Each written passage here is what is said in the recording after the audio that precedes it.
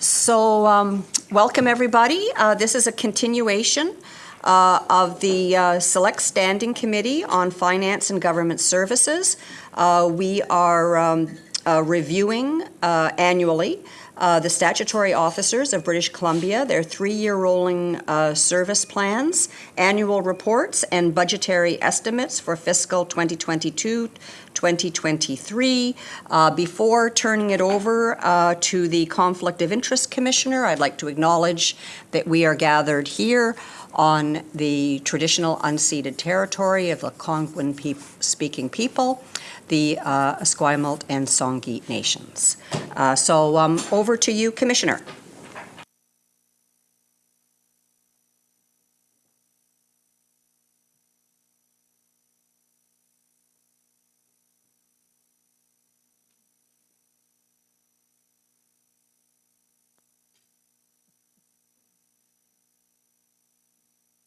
Did you hear me, Commissioner? I did not hear you, but I've now unmuted and now I can hear you.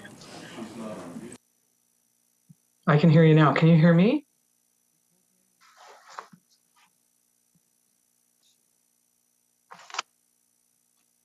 Why don't I try? Can you hear me now? Can you hear me now? Let's try that again.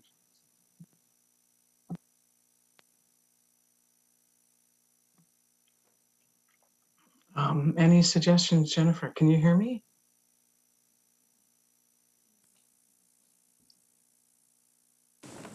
Commissioner, we will take a 2-minute recess while we sort out the technical issue.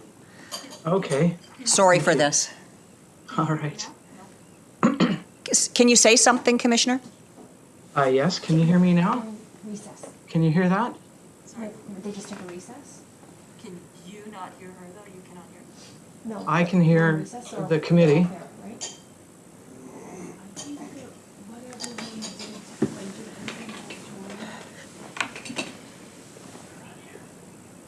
Can you hear me?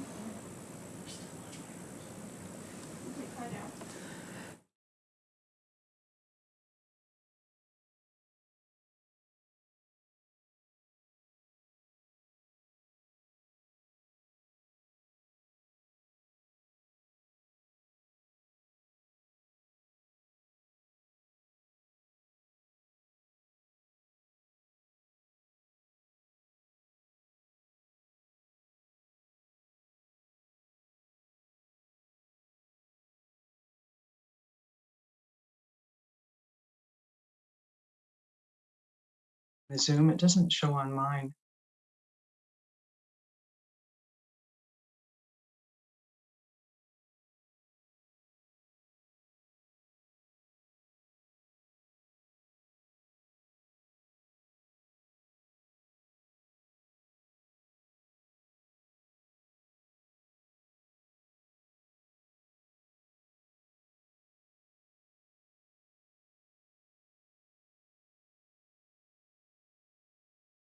Announcing to the committee meeting. I also wanted to acknowledge with sorrow the impact of the atmospheric river on so many of your constituents and perhaps many of you as well. These are indeed trying times. There are 4 topics I would like to address today.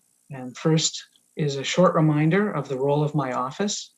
Second, a quick summary of the highlights of our 2020 annual report.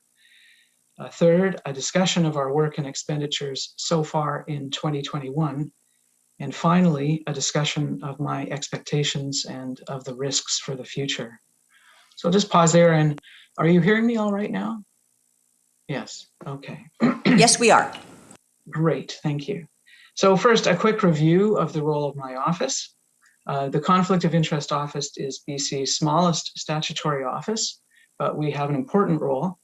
We seek to maintain the integrity of the members and to enhance the public perception of the integrity of the decisions of the legislature and its various decision-making entities. Our role is set out in the Members' Conflict of Interest Act, and our work focuses on 3 things. First is helping MLAs to understand the conflict rules and the other rules in the Act, and assisting them to comply with those rules. We do that by giving advice, confidentially, often in writing, and often in short time frames when issues arise. Second, we help MLAs navigate the financial disclosure requirements of the Act.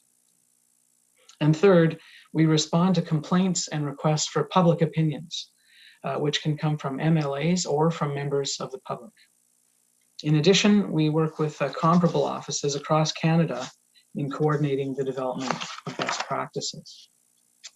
So secondly, I'm now turning to a quick summary of the highlights of our 2020 annual report. Our 2020 budget was about $735,000. We were under budget in 2020 by about $100,000, and that was about 16%. It was primarily because we did not spend as much as we anticipated in travel expenses and professional fees. Because of the COVID pandemic, we shifted to working primarily from our homes rather than from our Menzies Street offices. In 2020, I did not meet with every MLA, and that's because the election was called when I was in the process of the annual meetings. In 2020, about 2/3 of the meetings which proceeded virtually. So once the election was called, there are legally no MLAs, and so we could not provide opinions to MLAs.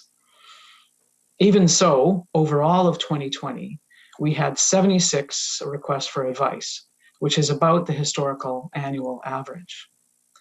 We use the election period to update several of the bulletins we provide to MLAs with general advice. Our office received 12 requests in 2020 for the Commissioner's opinion pursuant to Section 19. Most of those requests were from the public. Most of them were non-jurisdictional. And what I mean by that is it's not something I can deal with. Many of them were, for example, complaints about government staff, nothing to do with MLAs, so outside my jurisdiction.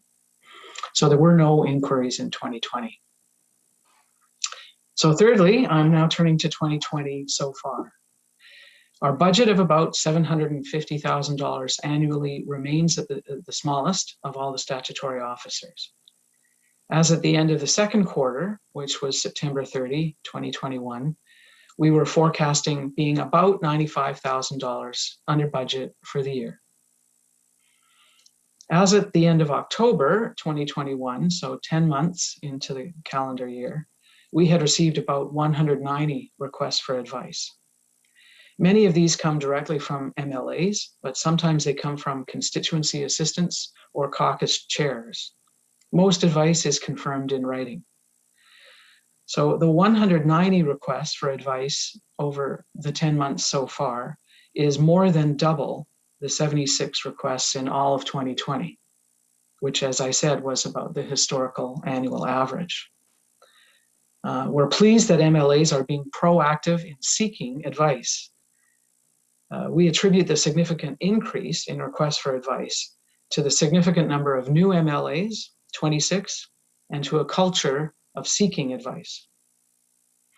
I completed the annual meetings with each of the 87 MLAs earlier this year. All of those meetings were virtual, owing to the COVID pandemic. Also, so far this year, we've had a staff change. 4 people work in our office.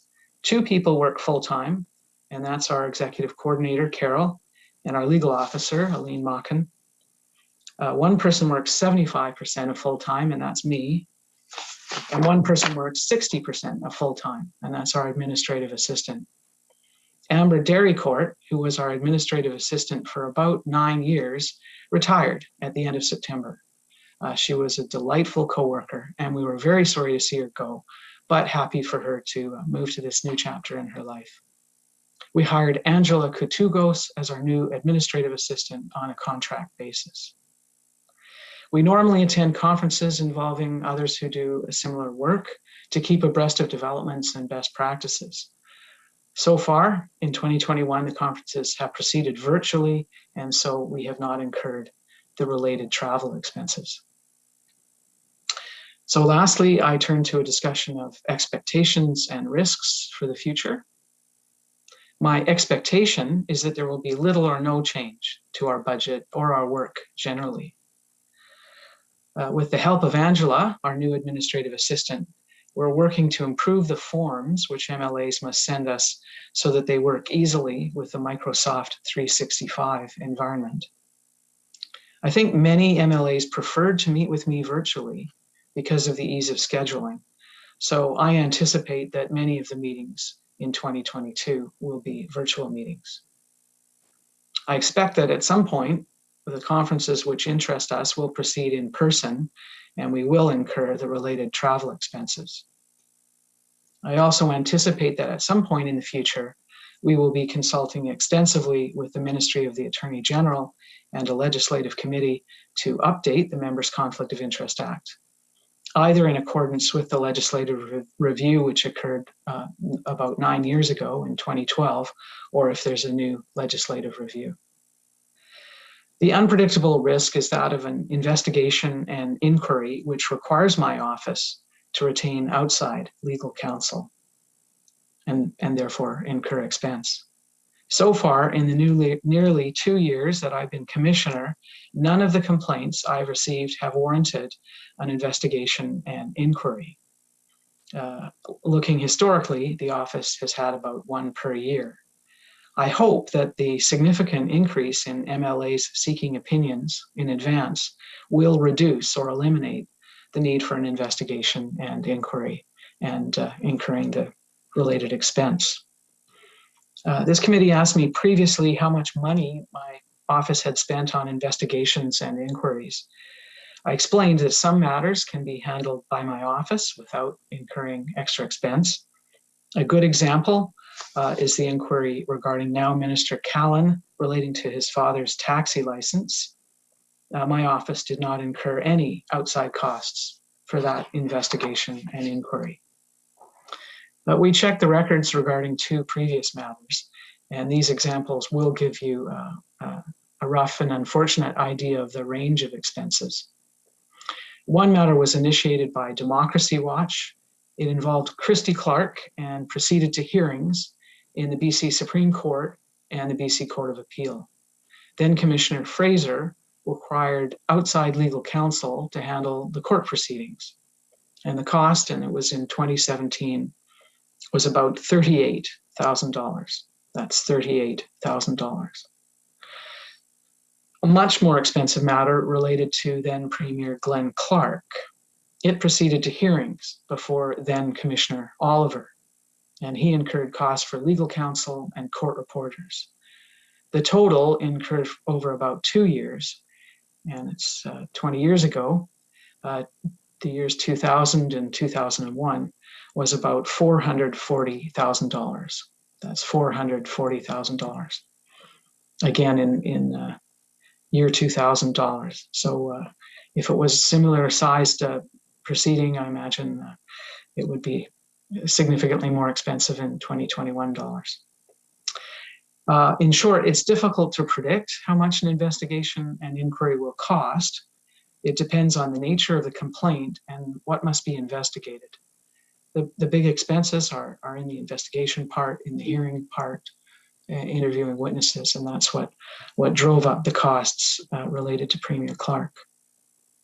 Whether there are related court hearings is also a factor, although the decisions from our courts would have the effect of discouraging any challenge of my discretion as a commissioner. But of course, that doesn't put off some people, and sometimes there'll be court proceedings in any event. So in conclusion, it's been my honor to serve as commissioner for nearly 2 years, since January 6, 2020. It's been my delight to work with the staff of the office. They're experienced, professional, good-natured, cooperative, creative, and fun. And thank you for your attention. I'm happy to answer any questions you may have with Carol's assistance. Thank you, Victoria. Are there any questions from the committee? Ben. Very much, Chair. Thank you, Commissioner, for your work and your report and keeping us in line and keeping those big expenditures out. You have a number, you mentioned about the underspend this year was travel and professional fees. Is the number that's in the budget for professional fees there for the purpose of what you just touched on about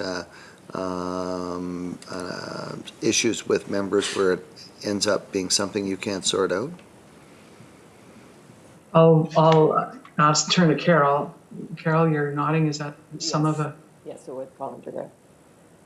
We've got, what do we have? What is the amount? I'm just looking for it.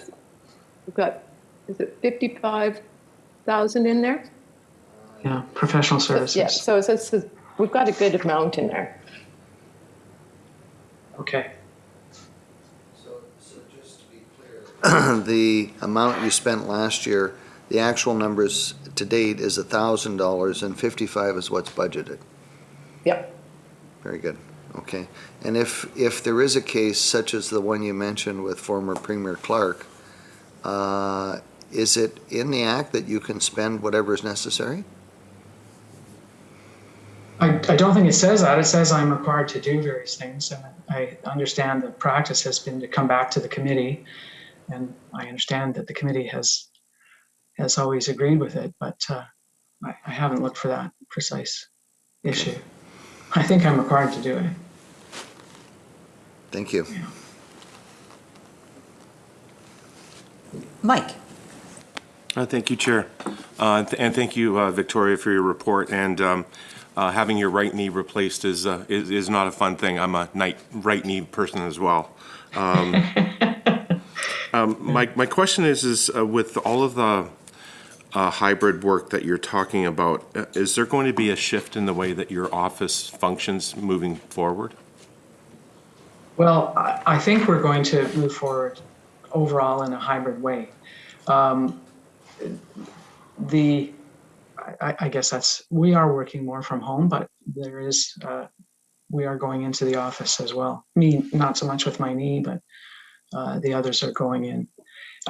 It's something that lends itself, a lot of our work lends itself to remote work, but the documentation, the financial disclosure, we're moving electronically, but there's a lot of, we do keep paper files of those things, and in many ways it's easier for staff to work on that in the office.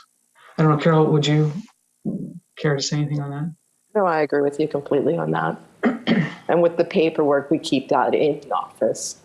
That doesn't come outside of the office, so there's still that sort of, you have to have that hybrid. Victoria, I guess what I'm asking is that with a hybrid model that's there, does your budget reflect the IT services to be able to do that work from home, the security system, whether or not it's, doubling up on laptops, PCs, printers, those kinds of things? Yeah. Yeah, it does. We acquired new computers a year ago, shortly after COVID. That was within our capital budget. And we have had assistance with the technology people. Carol, do we pay them anything? If we do, it's a minimal amount. So they support us to some extent. I actually haven't seen any costs related to that. Yeah. So, yeah, it's minimal. Okay. The biggest cost would be any of the equipment, which we already have. So, Okay, thank you. yeah. Any other questions? Not seeing any further questions, I want to thank both of you, Victoria and Carol, for joining us virtually to present your report and answer questions. And Victoria, on behalf of the committee, I want to wish you a speedy recovery and hope you're back dancing soon. And I want to thank your very small but mighty team for the service that you provide to the members of the legislature and for the role that you play in helping us feel that we are confident that the public is confident in us with the relation to conflict of interest, and to make sure that we avoid those pitfalls that may occur. So thank you again. Thank you very much. Thank you. Okay, bye-bye. Bye-bye.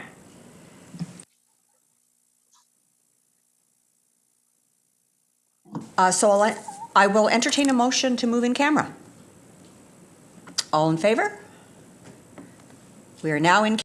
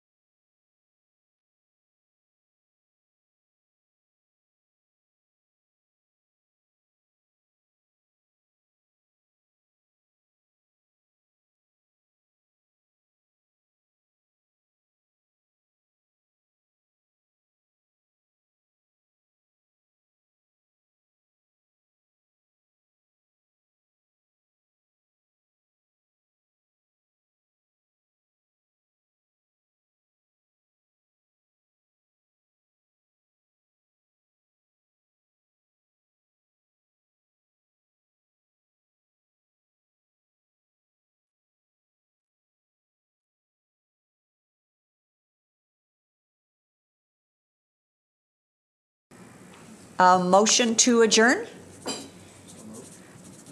All in favor? The meeting is adjourned.